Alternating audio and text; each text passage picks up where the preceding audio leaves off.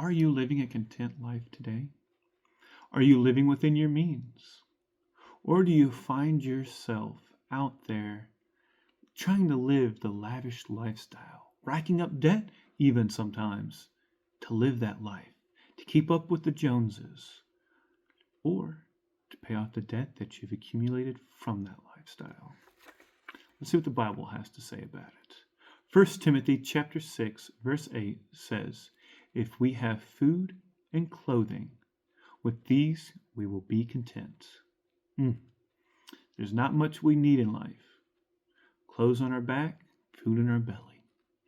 Some might even add a roof over our heads.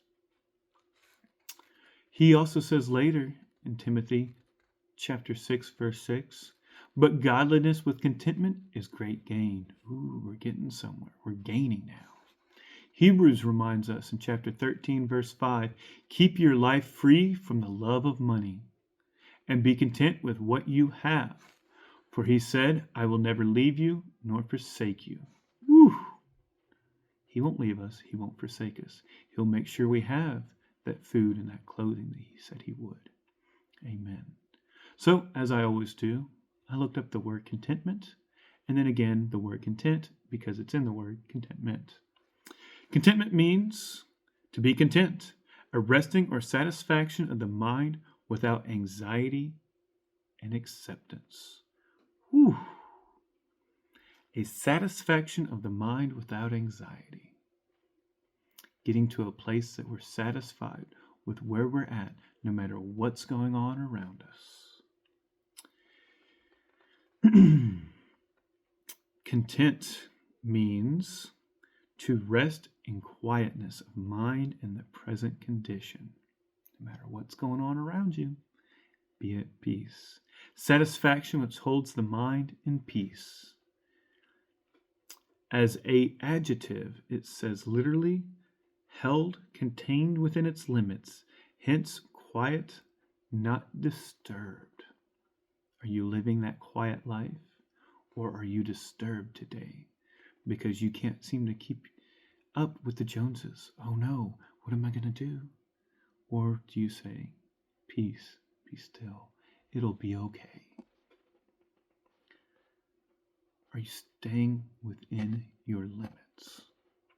God has every one of us at different places at different times in our lives so that we can be taught, and maybe even so we can teach others around us. If we're so busy, so caught up on trying to get to the next level, trying to get the next best thing, do we miss what's in the here and now? Do we miss the lessons? Do we miss the learnings? Do we miss the chance to testify to his goodness for what he is doing? What happens when we live outside of our contentment? We find ourselves in a state of worrying. That sense of anxiety is there.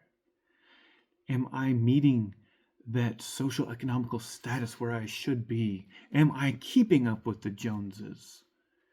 Or am I accumulating that debt when I'm outside of my contentment? When I have to have that next best, greatest thing?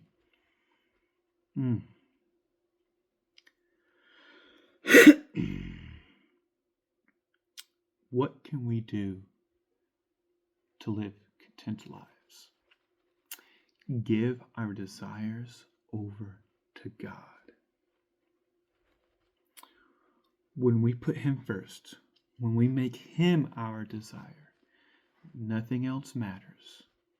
He'll take care of us. He'll feed us. He'll clothe us, and he'll put food in our bellies. He will teach us how to become content.